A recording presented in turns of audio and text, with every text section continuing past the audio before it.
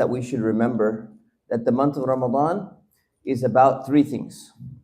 Ramadan is about breaking bad habits that we have. It's about building good habits that we have. And it's also about doing extra ibadat and as many good deeds as we can acquire. But it's very important that we not forget the importance of habits. See, many people, they look at Ramadan as this is a chance to earn as much reward as we possibly can.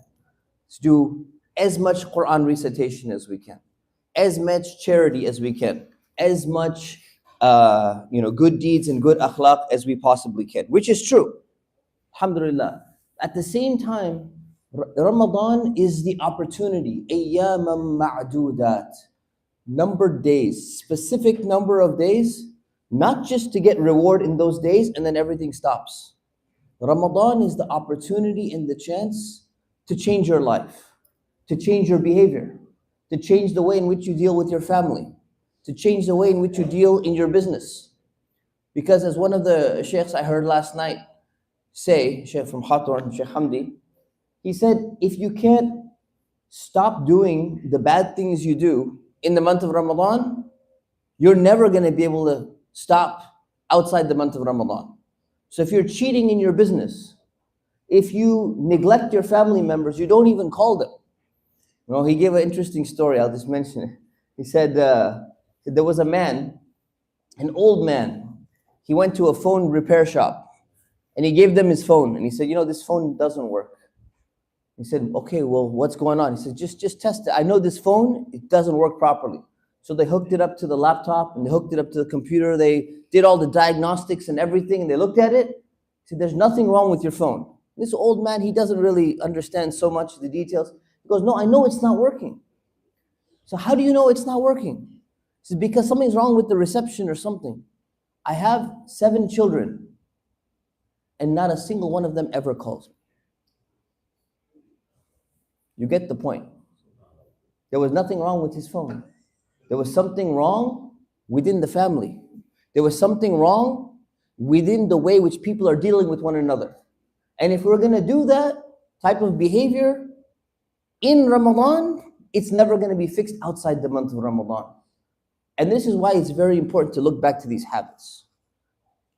3 goals in Ramadan. One of them is read as much Quran as you can. Pray as much salawat as you can. Make as much dua as you can. This is the extra bonus things we do in Ramadan. But then there's the permanent changes. There's the breaking of bad habits and the building of good habits. And this should also be on our radar.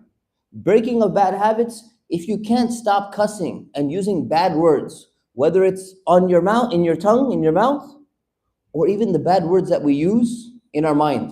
You look at someone, you say, I don't use those bad words. But in your mind, you're looking and cussing the person out in your mind. Some of you know what I'm talking about. This is the time to stop that. If you're cheating in your business, if you're cheating on your time card, if you're not doing anything you're not supposed to be doing, this is the opportunity to break those bad habits and the opportunity to build good habits. And when it comes to habits, I'll leave you with this hadith of the Prophet ﷺ. He said that Inna ahabbal a'mali ila Allah ma dam. That the most beloved actions to Allah are those which are done consistently, wa in qalla, even if they're few.